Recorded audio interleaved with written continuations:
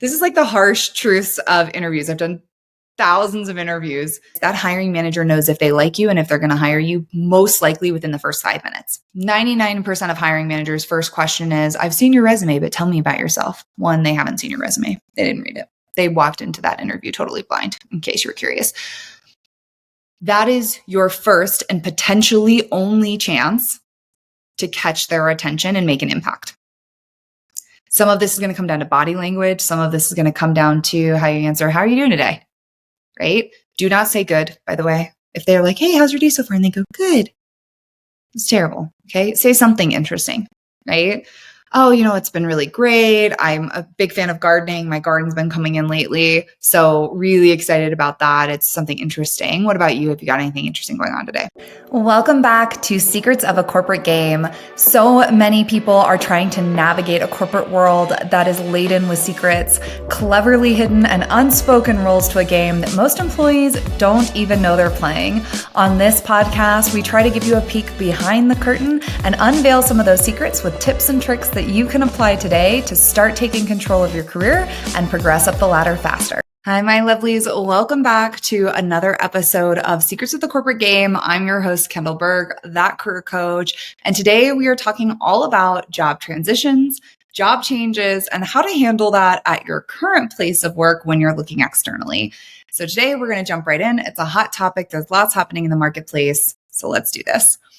So a lot of questions have been coming in lately about looking for external jobs, right? The average progression that most people expect to see in their career is to move up once every about 2, maybe 3 years. But the average, according to articles done by the Harvard Business Review, is it takes about 4.3 years. So what happens when we get stuck in a role, even in excess of that? We've been in the same role for 5, 6, 7 years.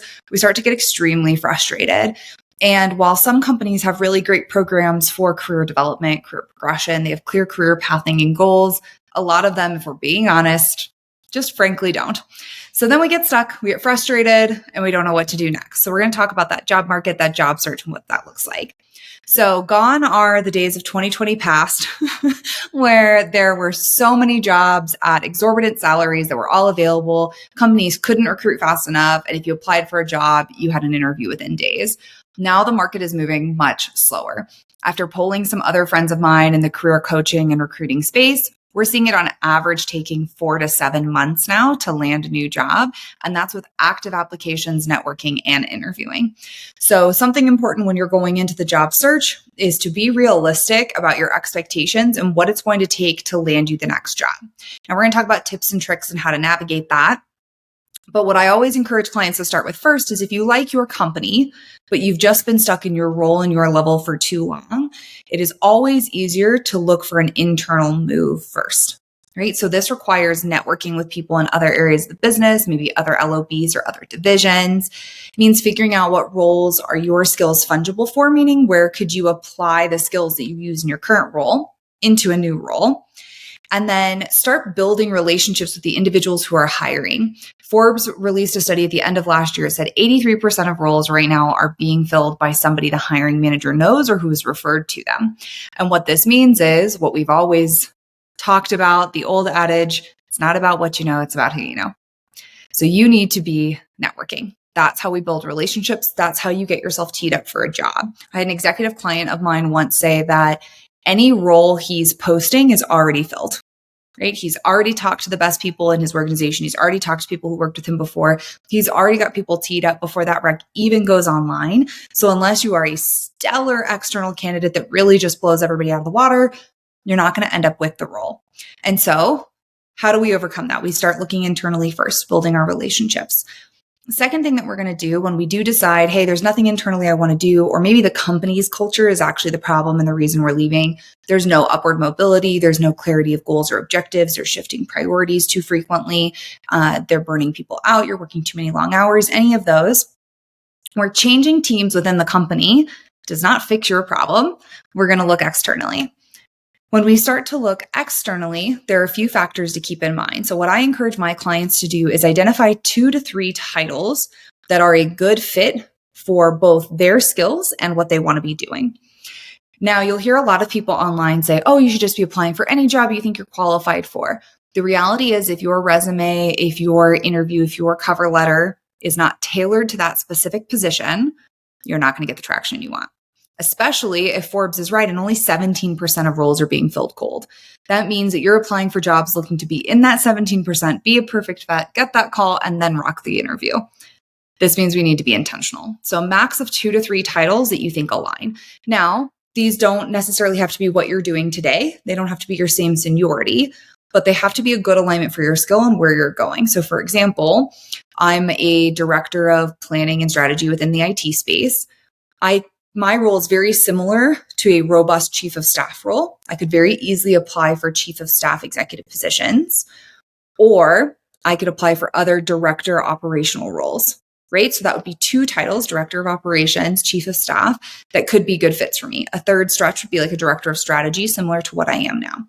So once you have those 2 to 3 roles that you really feel you have a good skill alignment to, you know what you're doing, then you want 1 resume for each. Now, lots of career coaches are huge fans of like, I'm going to cater my resume to every single job I'm applying to. And I just don't personally feel that that adds any value, but you should have a resume that is catered to each title you're going after, right? So for example, my husband has spent a lot of his career in sales operations, and as a sales account executive, he would have 2 resumes, one that's tailored towards each, depending on which type of position he's applying for.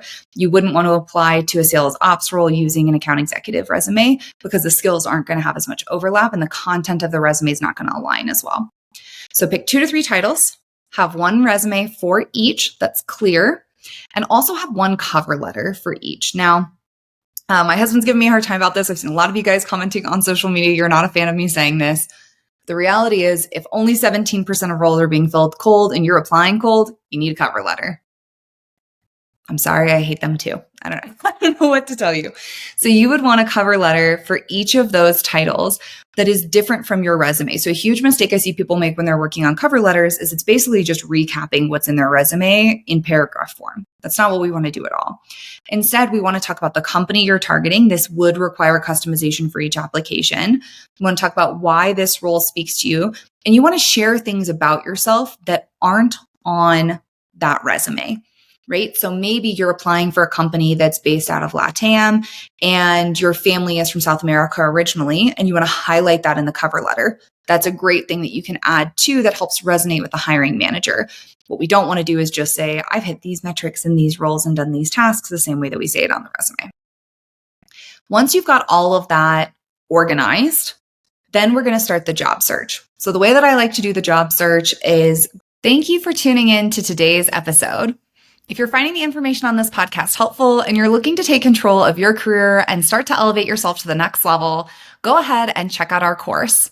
Go to bit.ly/career coach course to get signed up today and to start taking your career to the next level and navigate the secrets of the career game. Google introduced a new feature, this was about 2 years ago, where if you search for a job title, location, and job, the word job, it will pull all of the different job postings across all of the job posting sites. So it'll bring in Indeed, it'll bring in Monster, it'll bring in direct Workday sites where people have posted jobs, pull in LinkedIn. And then there's also a time sensitivity filter where you can filter and only see jobs posted in the last 3 days. Now, some career coaches are saying only look at jobs in the last 24 hours. I feel like that's a little bit much. I would say don't target anything that's longer than 72 hours old though, because at that point, a lot of these applications, they may have gotten 700 people who've applied and they're going to be closing them. And if you're number 701, that doesn't help you. So we want to target the most recent jobs in your job titles, in your location and or hybrid and or remote that have been posted in 3 days. So that's how you're going to find the jobs that you want to apply to. Now, the secondary portion of this is I ask all of my clients to target 3 to 5 companies that they feel are a good culture, opportunity, trajectory fit for where they're going. Now, the way we're going to approach those 3 to 5 companies is a little bit different than the just cold applying. Now, obviously, if Microsoft, for example, is one of your 3 to 5, you do a job search and Microsoft has posted a new job in your title in the last 3 days, apply for it. Do it. Absolutely. Right? But with those target companies, we're going to take a little bit of a different strategy. So on LinkedIn, if you go to the page of the company that you want to work for, so say I really want to work for Salesforce, and I go to Salesforce's page on LinkedIn, there is a tab that says people, that you can click.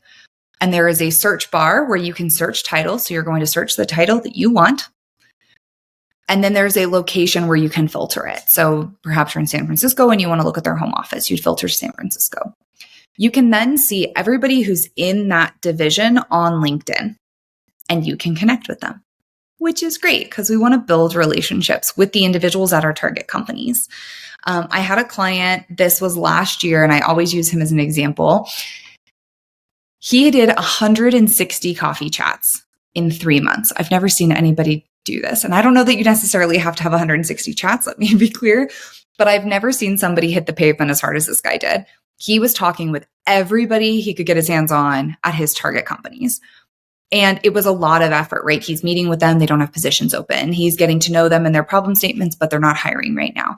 And this went on from about September through the end of last year. And then in January, I get an email from him and he's like, hey, I'm in interviews with 4 of those 5 companies. They all made offers. What do I do? Okay. So we lay the groundwork so that we can get the right job, because when they each had budget to post new roles in January, he was the first candidate. And so a lot of the time when we're meeting people, we're building these connections, we're networking, it's not for immediate return. Okay. Do not send a cold message to somebody you don't know and say, I saw you're hiring for this position. Here's my resume. I think it'd be a great fit. Don't do that. One, they're just going to redirect you to HR because they're not allowed to do anything about it. Trust me. And 2, you're not building any kind of connection or relationship or wanting them to go out on a limb and vouch for you. Now, I've had people I've worked with in the past message me and say, hey, I saw you're hiring for this role. I think I'd be a great fit. And I've hired them. But we had a pre-existing relationship. And so when you're networking on LinkedIn, what you want to think about is building those relationships that are going to facilitate future opportunities. So you find the list of people, you connect with them on LinkedIn. If they accept your connection, you're going to send them a message, and the message needs to be unique. Do not say, my name is Kendall. I see we went to the same university. I'm really interested in AI, and I saw you're the manager of AI. Love to have a chat. It's too generic. They're not interested. Okay. But what you want to do is find something about this person or this company that you know, build a connection on it, and then niche down. So for example, you want to work for Microsoft in AI. You say, hey, I've been really interested in what Microsoft's been doing in the AI space. I saw that you guys bought up 49% of ChatGPT. You're also building products like Copilot that seem really fascinating and on like the cutting edge. I'd love the opportunity just to talk to you and hear where you think AI is going in the future. I'm aspiring in the AI space, and I'm really looking to learn from mentors who have done great things. It's a much more interesting talking point. And it's going to incline that person much more to reach out to you than, hey, do you guys have any jobs at Microsoft and AI you can refer me to? No, I don't. Thanks. Check the job page. Right? So you want to build that personal connection. Now, I will say most people are still not going to respond. But we're doing this for multiple reasons. One, we're doing it for the person who does respond. Great. Now we've got a new connection. We're building new relationships. It's great. Second, we're doing it because if they then have a job come up and you apply, there's some part of their subconscious brain that's like, why do I recognize that name? Kendall Berg, that name is so familiar to me. And it increases your chances of moving through to an interview. There's subconscious bias when we read names we're familiar with. I've interviewed a Michael Jordan, not the Michael Jordan, but a Michael Jordan, simply because I was like, I just got to know. I got to know, right? So we want to build name recognition. The third reason that we're doing this, we're building this connection, is because then we can engage with them on the content that they post. So only 1% of people post on LinkedIn are very active. If you're in that 1%, you probably post way too much, like I do. But you want to be engaging on their content. They post, hey, this is a huge accomplishment in AI, Copilot is live and everybody's loving it. And you're like, oh my gosh, this is so great to see happening in the marketplace. Love to see new products like this, right? You're going to build engagement again to build name and brand awareness, increase the opportunity of connection, networking, and job opportunities. So that's how we're going to target the 3 to 5 companies that you really want to work for. So just a quick recap, we're starting with internal opportunities, going to external 2 to 3 titles only with a customized resume and cover letter for each. Your cover letter will also tweak for each company you apply to. Then you're going to Google search within 3 days in your area for those titles for cold apps. And then you're going to network with your target 3 to 5 companies in order to build the relationships for your long-term career trajectory. So that's kind of how we think about the job funnel. Then there's obviously the back end side of improving your interview skills and walking into those rooms with those individuals prepared. There are a few things I've heard from executives on repeat over the last 10 years that I think are really key here. So the first is that hiring manager knows if they like you and if they're going to hire you most likely within the first 5 minutes. 99% of hiring managers' first question is, I've seen your resume, but tell me about yourself. One, they haven't seen your resume. They didn't read it. They walked into that interview totally blind, in case you were curious. That is your first and potentially only chance to catch their attention and make an impact. Some of this is going to come down to body language. Some of this is going to come down to how you answer, how are you doing today? Right? Do not say good, by the way. If they're like, hey, how's your day so far? And they go, good. It's terrible. Okay. Say something interesting, right? Oh, it's been really great. I'm a big fan of gardening. My garden's been coming in lately. So really excited about that. It's something interesting. What about you? Have you got anything interesting going on today?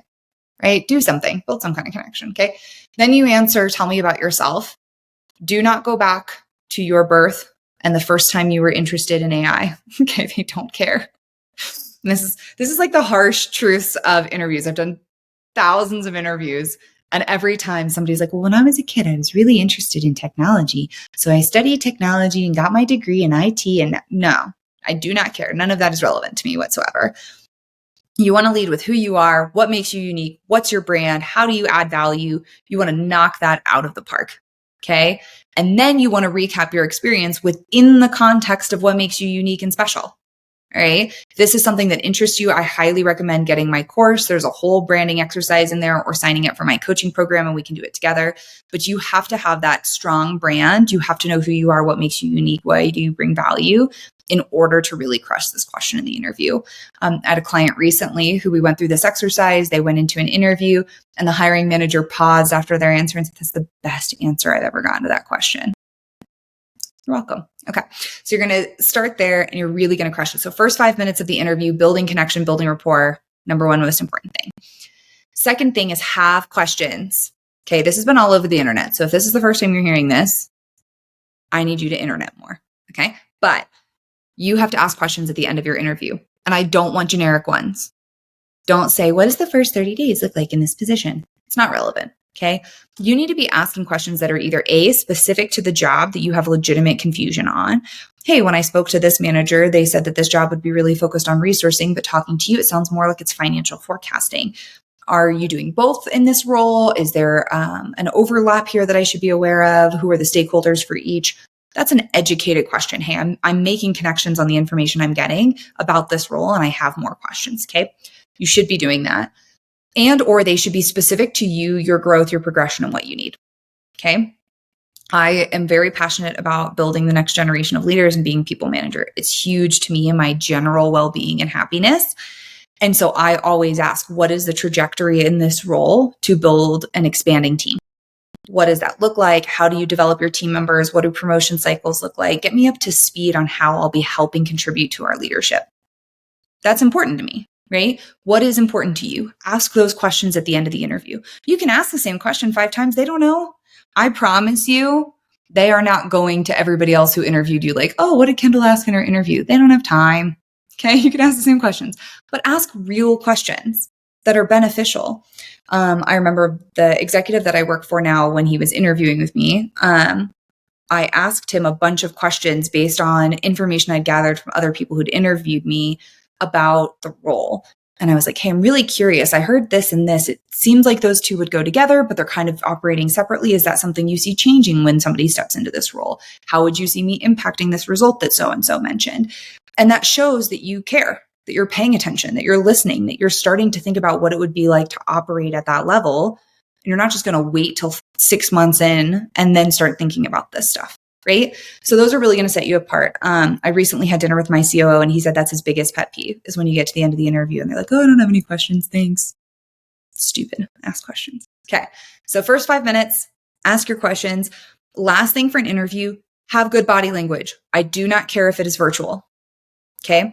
I once took a virtual interview and we were on vacation and I sat on the floor so that the background behind me would be white because the hotel room had like colors above a certain level and white below. And I sat on the floor so that it would look like a white background. And I threw on a blazer over what was probably like a beach dress so that I looked professional and I was engaged. I was making eye contact. I was taking notes. I was a part of the interview.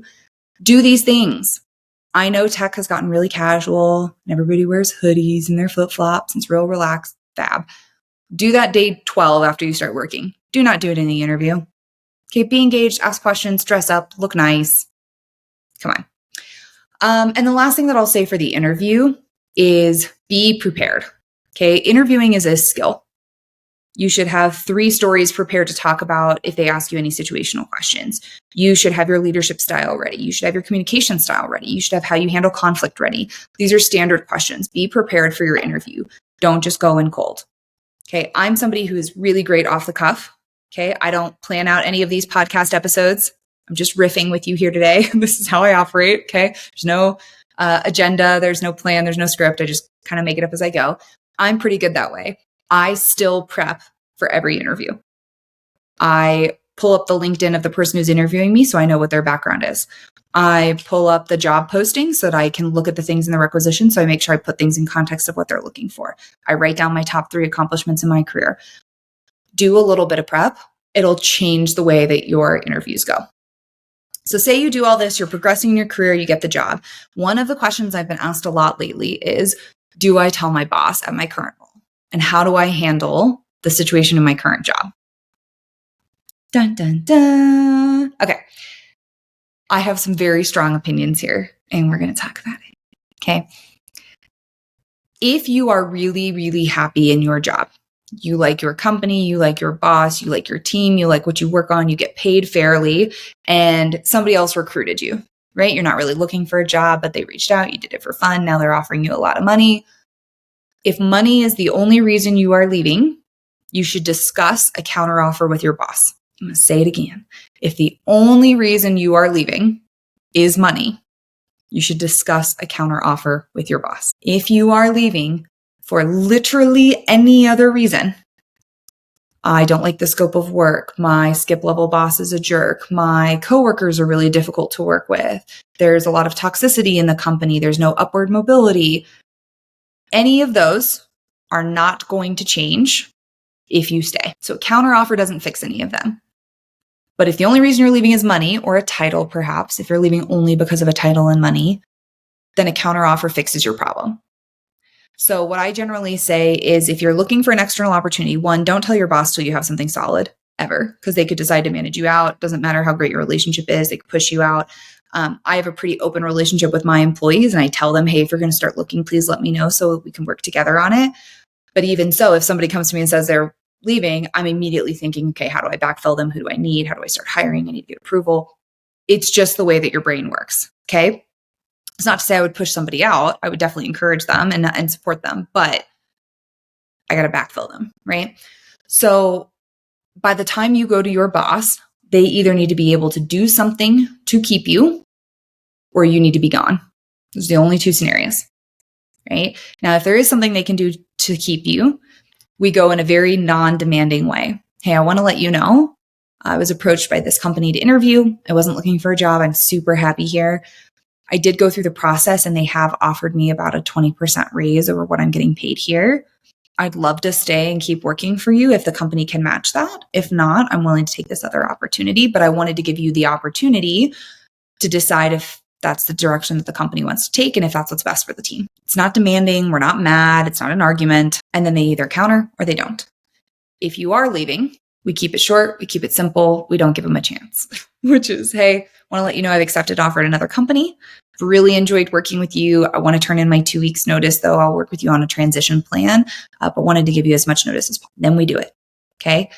The reason for that is even if there are negative reasons why you're leaving, say your boss micromanages you or the team is changing scope and you don't align with the new scope, unless the reasons you're leaving could be fixed by your feedback alone, just say, thanks for the opportunity. I'm moving on. Okay. Now, if it is something that could be fixed, hey, I think it's important that you're aware your new team lead that you hired is creating a really negative atmosphere. I don't know if that's made its way to you, but they're definitely feeling it in the team.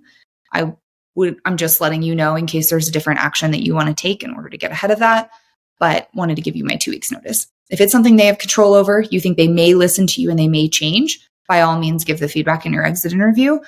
If not, cut your losses and go. Save yourself the angst and the stress and the mental fatigue of trying to convince them to be better when you're already on the way out. So, summarizing leaving, don't tell your boss till you're ready to go. If there's something they can do to keep you, inform them of what that is and give them the chance to do it. If they don't, move on. If there's nothing they can do to keep you, move on. Keep it short, keep it simple, step into that next role. Okay. Now, the one exception to this is if you're thinking about leaving your role only because of money and market research supports your money. So for example, you go to payscale.com or you look up jobs on LinkedIn and you can see that your competitors are paying more for your exact role and title. In that case, you could make a proactive pitch to your boss and say, hey, I really love what I'm doing. I did do some market research and I'm seeing that this role is getting paid about $10,000 to $20,000 more than I'm getting paid right now. I went ahead and pulled some job listings that align with that, as well as my pay scale report. I really want to continue doing great work for the company, but I'd love to start to close this gap. Can we do that in the next 3 to 6 months? Give them a time frame. Give them a number. Sometimes they'll just flat out say no, and then you start your job search. Sometimes they'll say, hey, I think that is feasible. Let me talk to HR and see what they say. This will take about 3 months, but don't expect it to happen immediately unless you've already got an offer on the table and they're countering. That takes time, so you want to give them that time. I have a lot of clients who do this successfully, who end up with significant raises 6 to 8 months later. I had one client at the end of last year got a $25,000 raise by doing this. It does work. But again, know your boss, know your company, know the culture, know the market. If all of those things align, you can absolutely advocate for more money without having to leave. But if, like I said earlier, there are other extenuating circumstances, just cut your losses, find the next job, and move on. Hopefully this is really helpful for all of you guys who are out there who are looking for new roles, who are trying to find the right fit for you. As always, if you'd like to work with me, check out thatcareercoach.net. You can get my course there. You can sign up to work with me there and have a call with my team so we can get started. But if you like today's episode, please leave 5 stars, leave all of your questions and comments below. And otherwise, we'll see you back here next week.